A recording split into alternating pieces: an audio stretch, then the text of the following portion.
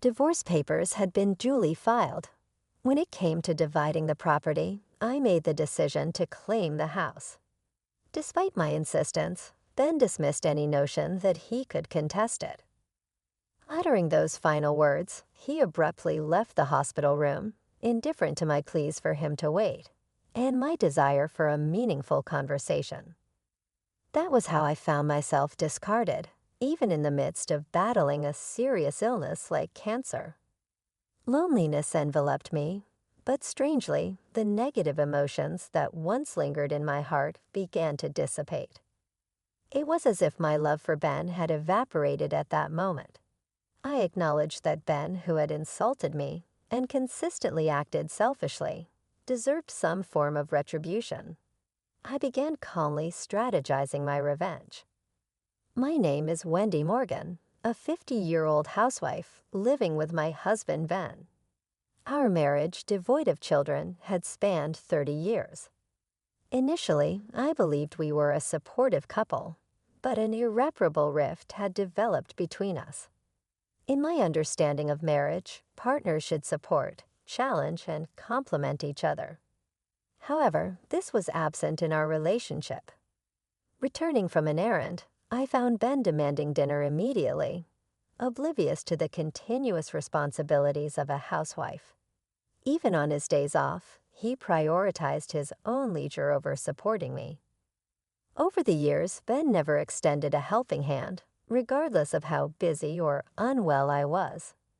His perception of a housewife's role seemed limited to constant labor, and he never allowed me to rest, even during illness.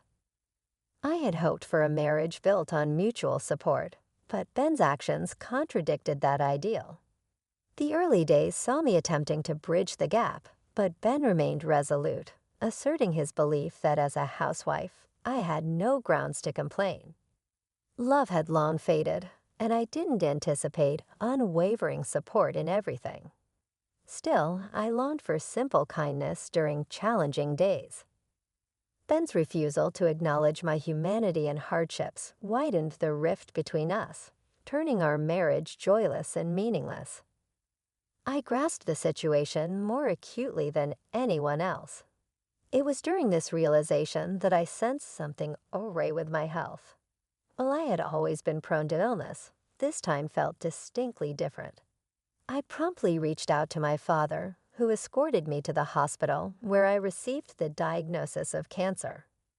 Fortunately, it was detected early, and the doctor assured me that I could commence treatment immediately.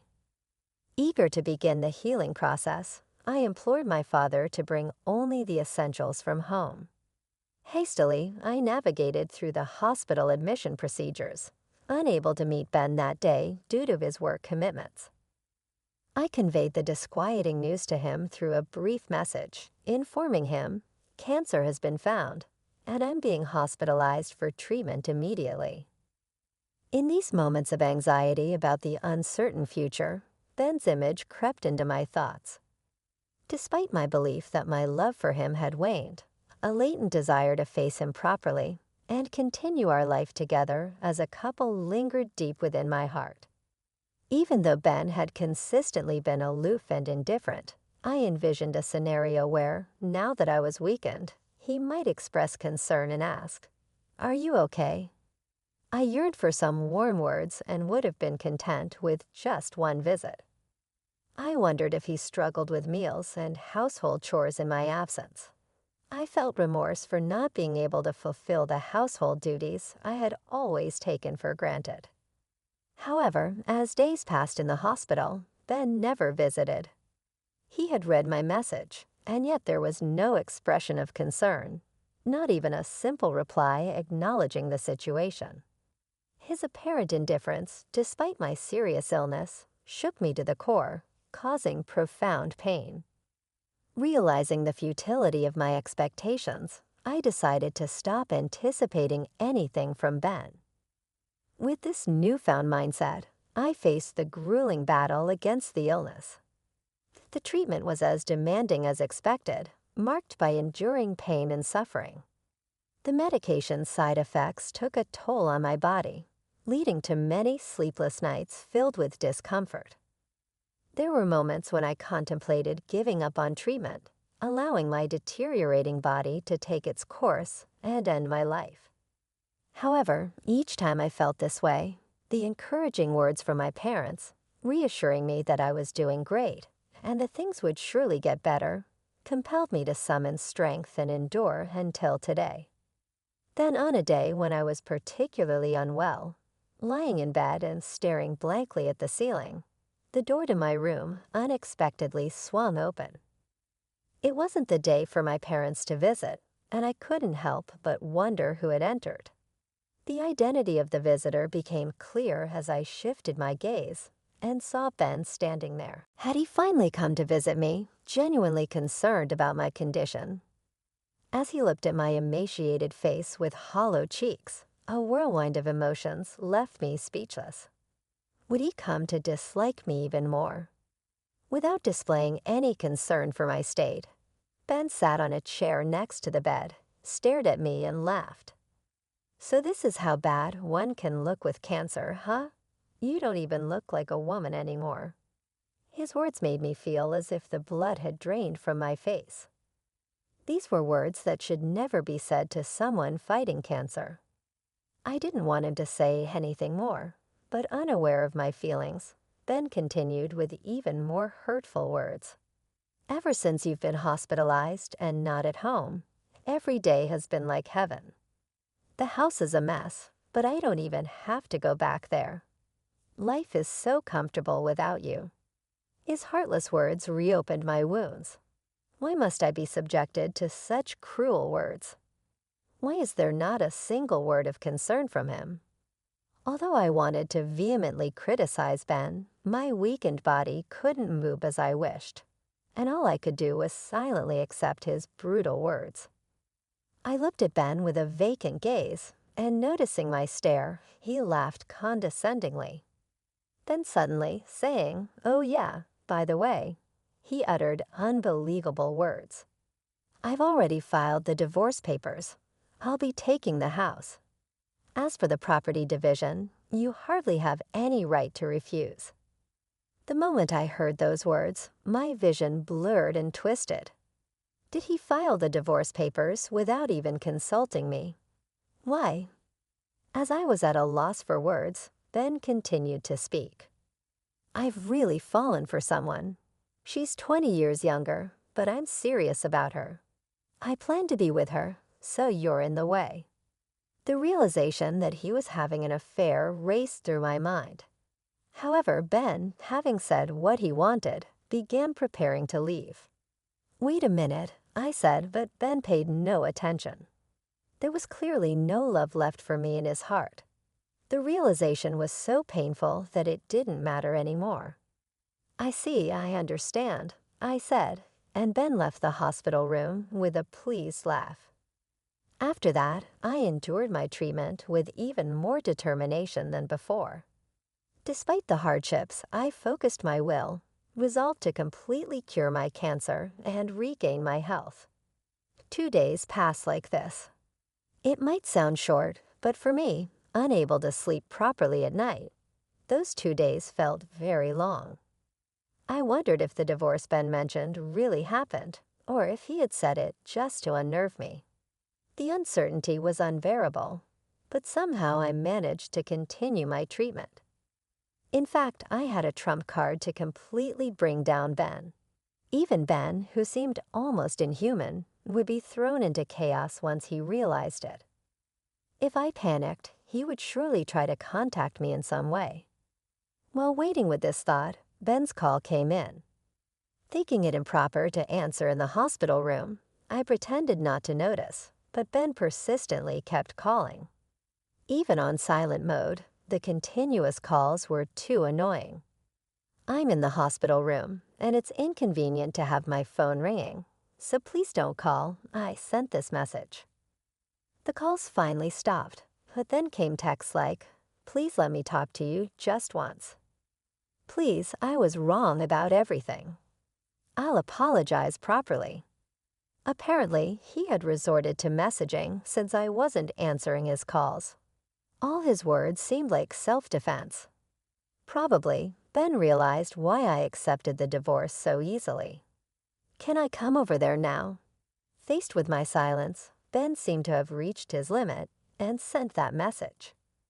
Honestly, facing Ben now amidst my grueling battle with illness felt like nothing but pain. But if I refused, he would probably keep calling. So I replied, "Do as you like."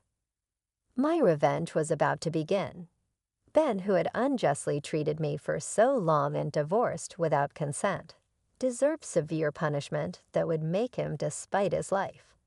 I had been eagerly anticipating the moment when I could bring him down to the depths of despair. "Hey, what the hell is this all about?" Ben entered the room with a shout, his tone suggesting a palpable sense of panic. To an outsider, it might seem like he was overreacting, but given the circumstances, it was natural for Ben to be agitated. After all, I had been concealing an incredibly important secret, and the critical moment had arrived. "I had no idea that you had assets worth $10 million. Why didn't you tell me?" He spoke, placing my passbook on the desk, clearly displaying a deposit of over $10 million. "I never mentioned it because you never asked," I said. "How could I imagine a housewife like you having so much money? If I knew you had this much, I wouldn't have divorced you." "That's not my problem. It's Ben's fault for divorcing me without proper confirmation. Stop with the pointless excuses." Despite his domineering behavior and divorcing me without my consent, Ben couldn't stop his selfish remarks upon discovering my assets. "Why didn't you tell me?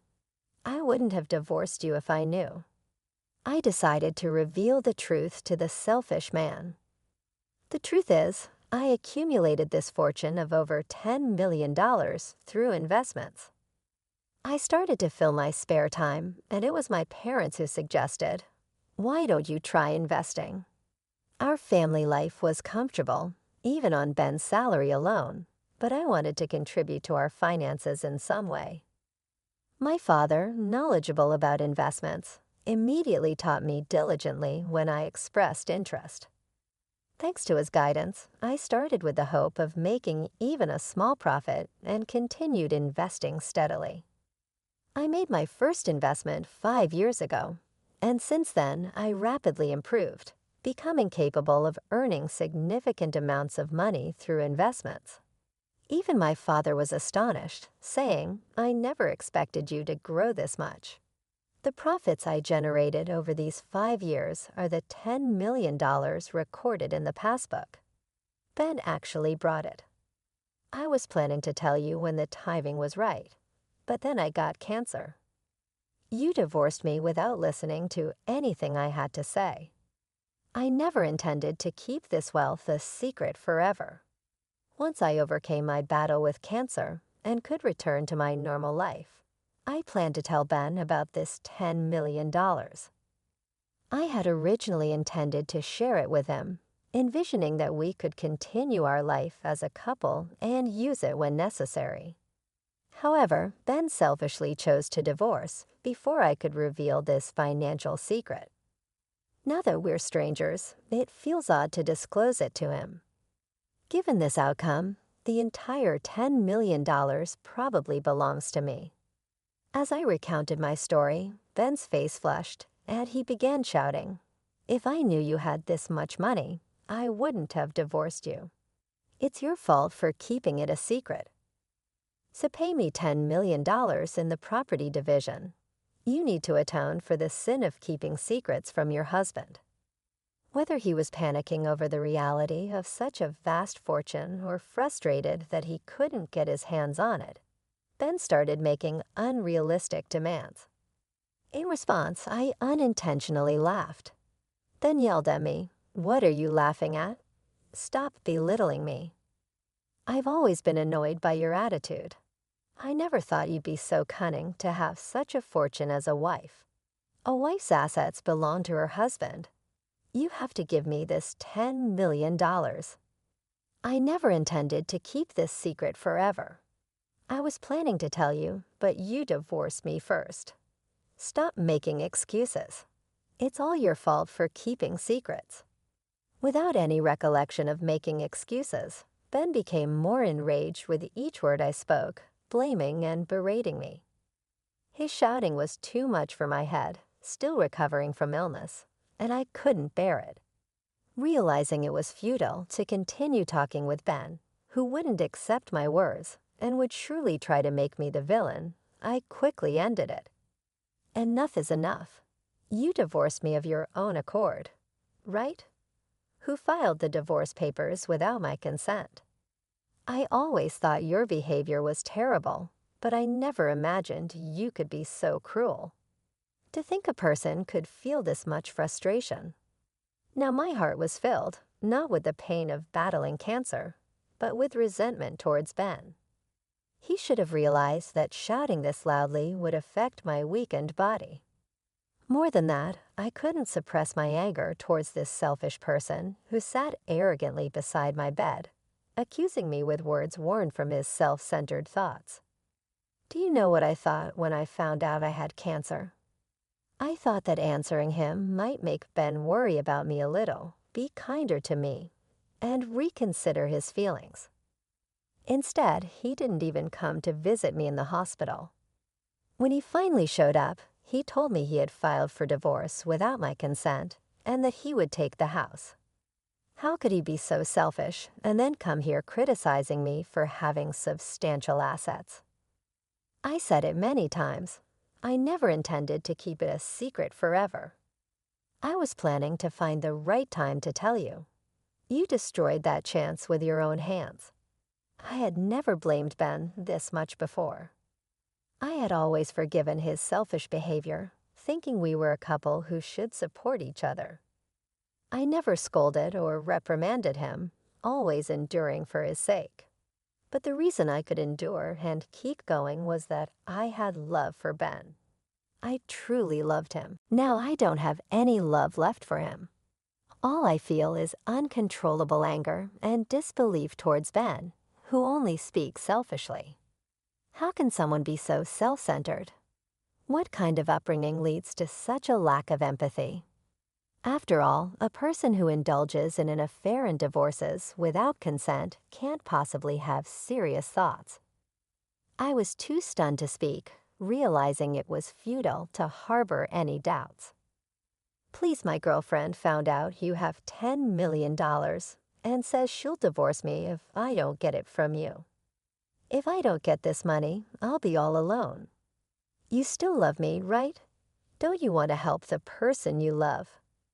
So Ben's mistress also knows about my $10 million fortune. He must have carelessly told her. From Ben's story, it seems his mistress is also quite obsessed with money. Birds of a feather flock together, I guess. As much as Ben and his mistress seem to be a match, I couldn't care less about him.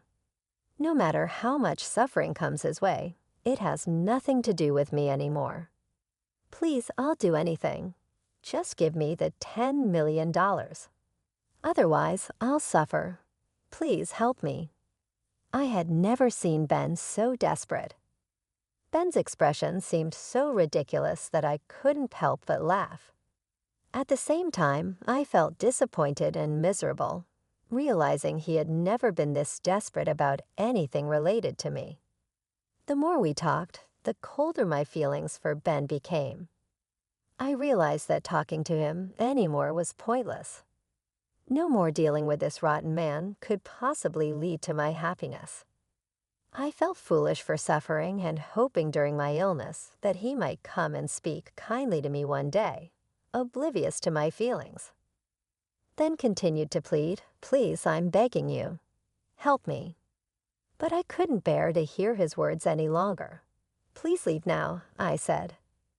Ben started to plead with a look of desperation. Even that was noisy and unpleasant to me. I pressed the nurse call button, explained the situation, and asked the nurse to get rid of Ben. A security guard came and forcibly removed him from the room. "Please listen to me. I need you," he shouted until the moment he was thrown out. But I no longer accepted any of his words. Afterwards, he visited the hospital many times, but the nurses, knowing the situation, never let him near my room again. According to a friend, Ben, unable to get the $10 million, disappointed his mistress and was promptly divorced. Now left alone, as for me, I continued to confront my cancer with determination and finally recovered and was discharged. The relief of overcoming my difficult battle with cancer and the newfound energy I felt were more precious than anything. Now I'm living a peaceful and relaxed life, gradually using the assets I grew through investments.